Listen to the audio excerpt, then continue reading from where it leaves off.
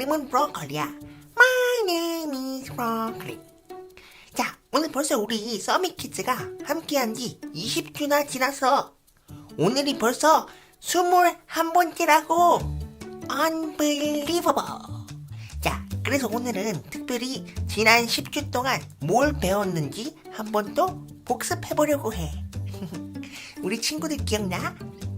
자, 지난번에 걱정은 나쁜 걸까, 좋은 걸까에 대해서 배웠었어. 그때 내가 수시랑 같이 어떤 영화를 봤었는데 수시가 막 울면서 걱정하고 그랬었잖아. 아이, 좀 조용히 좀 해봐, 수시. 말도 안 돼. 아이, 진짜 영화 좀 보자. 시끄러워서 집중할 수가 아, 없네. 이제 거지에 학교도 못 다닐 수도 있어. 너무 울고 찡찡거려서 내가 영화를 제대로 못 봤었지. 근데 수시는 사실 영화뿐만 아니라 별것도 아닌 것 같고 다 걱정이 심했었어. 길에 있는 고양이를 보고도 불쌍해 보인다고 걱정하고, 시장에서 야채를 파는 할머니를 보고도 불쌍하다고 걱정하고, 그리고 자기가 코로나에 걸려 죽을 수도 있을 것 같다고 걱정하고, 또 미세먼지가 너무 심해서 자기가 병에 걸릴 수도 있다고 걱정하고, 그리고 자동차에만 타면 교통사고 날 수도 있다고 걱정하고 말이야. 근데 그때 전도사님이 뭐라고 말씀해 주셨는지 우리 친구들 기억나? 성경에 요한복음 14장 1절에 이렇게 써있다고 그랬어. 너희는 마음에 근심하지 말라. 하나님을 믿으니 또 나를 믿으라. 항상 기뻐하라. 쉬지 말고 기도하라. 범사에 감사하라. 근데 우리가 살다 보면 여러 가지로 걱정할 만한 일들이 생기는데, 사실 그게 하나님 관점에서 보면 큰 걱정거리가 아니라고 그러셨어. 예를 들어 시험을 좀 못 보더라도, 또 축구 시합에서 지더라도, 심지어 집에 불이 나도, 가족 중에 누가 아파도 하나님은 우리가 근심하길 원치 않으시고, 그런 상황 속에서도 감사할 수 있는 사람이 돼야 한다고. 근데 우리가 그렇게 감사할 수 있는 건 우리가 지금 사는 이 세상이 전부가 아니라 우리는 나중에 천국에 가서 영원히 살 것이기 때문에 이 세상에서 일어나는 일들에 대해 너무 걱정하고 근심하고 슬퍼하기보단 우리에게 일어나는 일들을 통해서 하나님은 우리가 무엇을 깨닫기 원하시는지 우리가 알아야 된다고. 그래서 어떤 상황에서도 항상 감사하고 기뻐할 수 있는 우리 모두가 돼야 돼. 자, 그리고 그 다음 주에 우리가 뭘 배웠냐면, 특별히 부활주일이라서 부활이 뭔지 배웠었어. 부활이란 건 우리가 죽었다가 다시 살아나는 것을 말하는데, 죽는다는 건 뭐냐면 우리 육체, 바로 이 살껍데기가 죽는 거야. 우리 안에 있는 영혼은 죽는 게 아니야. 우리 사람은 이 육체만 있는 게 아니라 우리 안에 영혼이 있는 거야.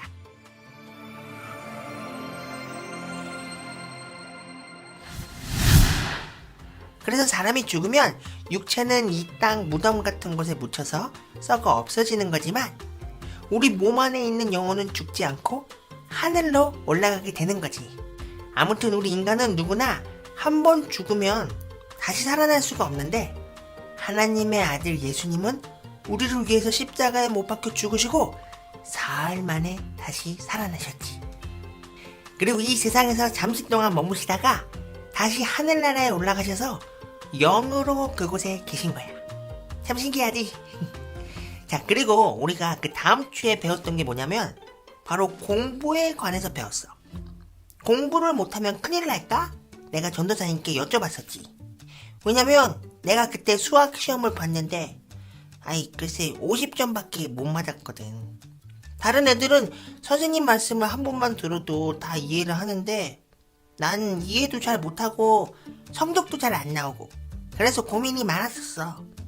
근데 전도사님이 해주셨던 말씀은 뭐였냐면, 학생으로서 공부를 최선을 다해 열심히 하는 것 중요하지만 최선을 다했는데도 성적이 잘 나오지 않았다면 그건 크게 걱정 안 해도 된다는 거였어. 왜냐면 이 세상에서 공부 잘하는 학생을 최고라고 모두가 박수 쳐주지만 하나님은 공부만 잘한다고 박수 쳐주시는 게 아니라고. 이 세상에서 몇 살이냐에 따라 주변에서 최고라고 해주는 게 다른데 10살 때는 축구 잘하는 남자가 제일 인기가 많고 여자들은 집에 인형이나 장난감이 많은 사람이 인기가 많고 12살엔 게임 제일 잘하는 남자가 인기가 많고 여자들은 노래를 잘 부르고 춤 잘 추는 사람이 인기가 많고 15살이 되면 키 크고 잘생긴 남자가 인기가 많고 또 여자는 날씬하고 예쁜 사람이 인기가 많지. 근데 20살이 돼서는 공부 잘해서 좋은 대학 간 사람이 최고라고 하고 그리고 더 나이 들어선 좋은 회사 다니면서 돈을 많이 버는 사람이 최고라고 본다는 거야. 그리고 더 나이가 들어서 늙어서는 아들, 딸을 잘 키운 사람이 최고라고 한다고 하네. 이렇게 몇 살이냐에 따라 주변에서 누가 인기가 많고 누가 최고다 이렇게 말을 해주는데 하나님이 보실 땐 이 모든 게 중요한 게 아니라는 거야. 하나님은 우리가 축구를 잘하는지 공부를 잘하는지 잘생겼는지 예쁜지 돈 많이 버는지를 중요하게 보시는 게 아니라 우리가 얼마나 하나님 말씀대로 착하게 살았는지를 보신다는 거야.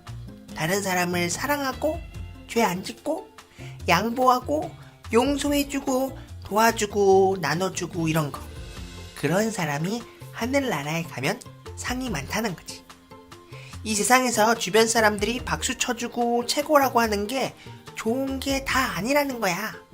그래서 공부를 학생으로서 최선을 다해야 되는 건 맞지만 최선을 다했는데도 성적이 잘 안 나오는 거에 대해선 그렇게까지 크게 걱정 안 해도 된다고 하셨어. 그렇지만 그렇다고 해서 공부를 안 하면 안 되고 최선은 다해야 돼. 자, 그리고 그 다음 주엔 우리가 뭘 배웠을까? 갑자기 생각이 안 나네. 아, 맞다! 내가 전도사님한테 게으름에 대해서 여쭤봤어. 게으른 게 나쁜 거냐고. 내가 이걸 사실 왜 물어봤냐면 난 항상 엄마한테 게으르다는 소리를 자주 듣거든. 브로콜리, 언제까지 잘 거야? 어서 일어나. 너 언제까지 종이만 접고 있을 거야? 어서 숙제하고 학원 가야지. 너 언제까지 만화만 보고 있을 거야? 너 계속 그렇게 게으름 피울래? 그래서 내가 정말 게으른 건지 그리고 게으른 게 뭐가 잘못된 건지 궁금했어. 근데 전도사님이 성경에 나오는 한 가지 이야기를 해주셨어. 그건 바로 달란트 이야기인데 어느 집에 3명의 종이 살고 있었는데 주인님이 어디 멀리 떠나면서 이 3명의 종에게 달란트를 주고 갔었어. 한 명에겐 5달란트, 한 명에겐 2달란트, 또 한 명에겐 1달란트를 주고 갔었지. 근데 5달란트를 받은 종은 그 돈으로 열심히 일을 해서 또 5달란트를 남겼고 2달란트를 받은 종도 받은 돈으로 열심히 일해서 또 2달란트를 남겼어. 근데 1달란트를 받은 종만 그 돈을 땅에 묻어서 숨겨두고만 있었던 거야. 아주 오랜 시간이 지나고 주인님이 돌아왔는데 5달란트를 받았던 종은 5달란트를 남겨서 주인님에게 큰 칭찬을 받았어. 2달란트를 받았던 종도 2달란트를 더 남겨서 큰 칭찬을 받았지.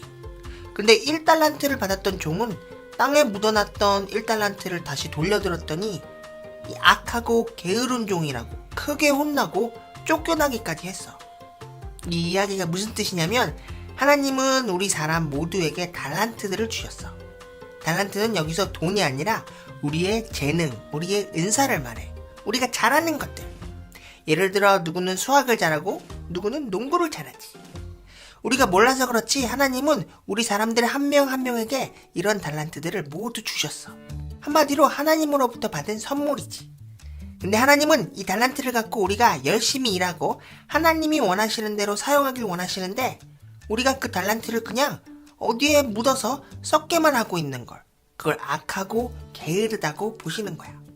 그래서 언제나 게으름을 피우지 말고 항상 부지런히 하나님을 위해 사는 사람이 되어야 한다고 하셨어. 자, 그리고 그 다음 주에는 비교에 대해서 배웠어. 다른 사람과 비교하는 게 나쁜 건지 수시가 전도사님께 여쭤봤었지. 왜 그랬냐면 수시가 친구들은 다 용돈을 받는데 수시만 엄마한테서 용돈을 못 받는다고 투덜대면서 다른 친구들과 비교했었거든. 그래서 너무 억울하다고 수시가 그랬었는데 전도사님이 이런 얘기를 해주셨어. 어느 날 어떤 여자가 공원 벤치에 앉아서 햄버거를 먹고 있었는데 어떤 차가 한 대 앞에 와서 섰어. 그리고 그 차에서 누가 내리더니 가게에 들어가서 햄버거를 사갖고 나오는 거야. 그러더니 그 사람이 차 안에 있는 사람에게 햄버거를 갖다 줘. 그리고 차 안에 있던 사람은 그 햄버거를 받아서 차 안에서 먹기 시작했지. 그래서 그 모습을 보고 있던 여자가 보면서 부러워했어. 아, 저 사람은 좋겠다. 나도 누가 햄버거를 사다 주고 난 편안히 차 안에서 앉아서 먹었으면 좋겠다.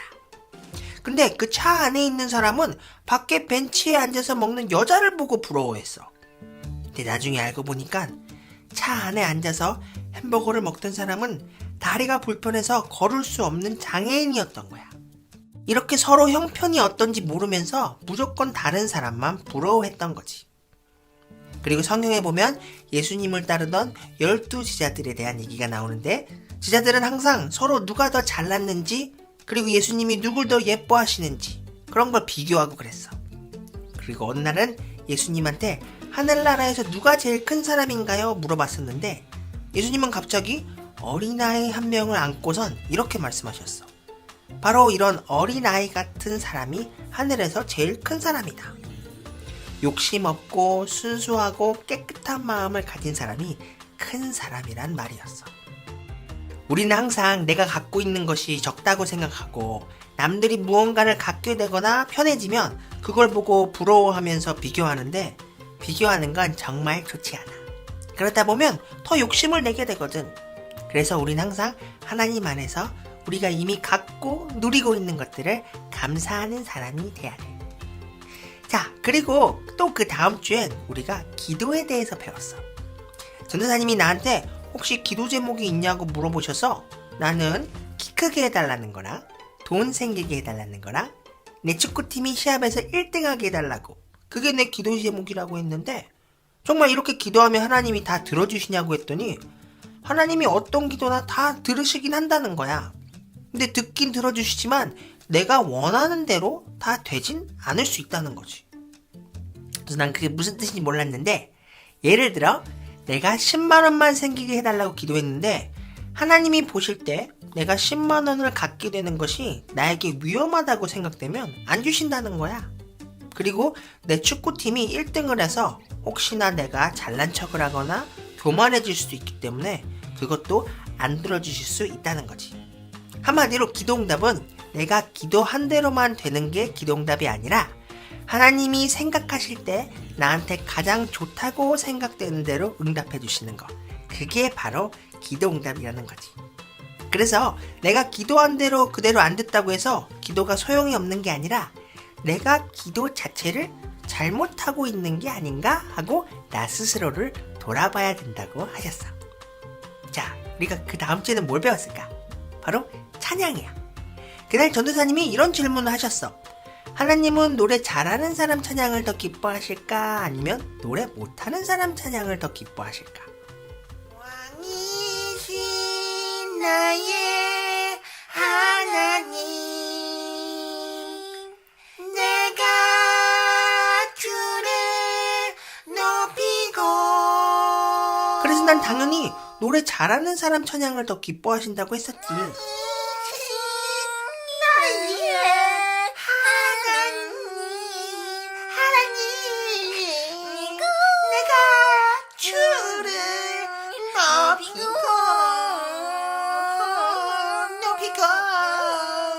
근데 그게 아니었어.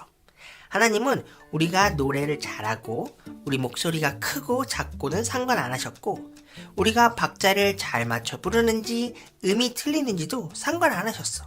단지 한 가지, 우리가 진심으로 그리고 하나님을 사랑하는 마음으로 찬양하는지만 보시는 거야.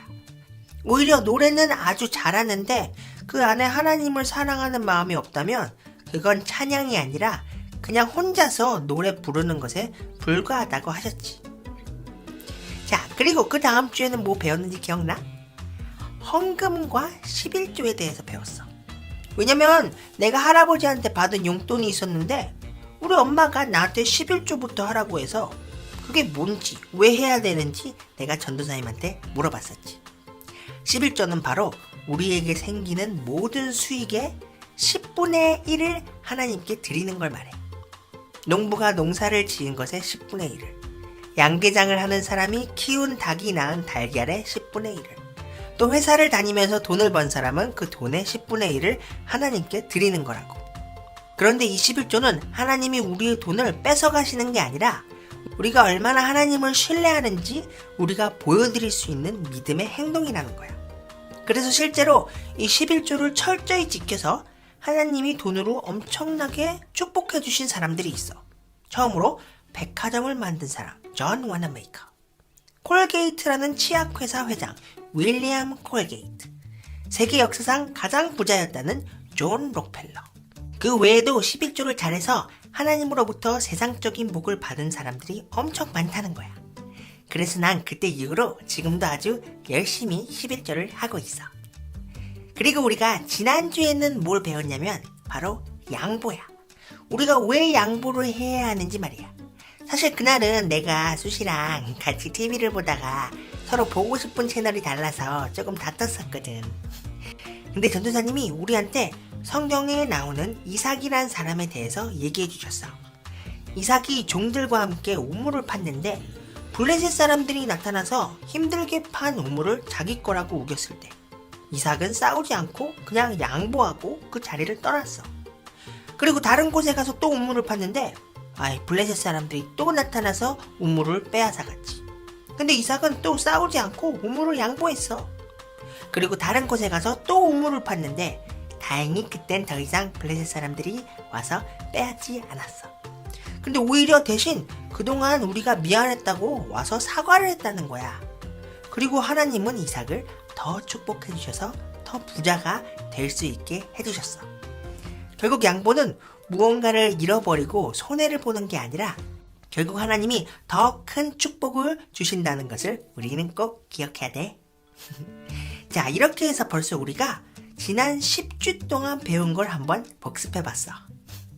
나도 이렇게 오랜만에 복습하니까 그동안 잊어버렸던 것도 다시 기억나는 것 같아.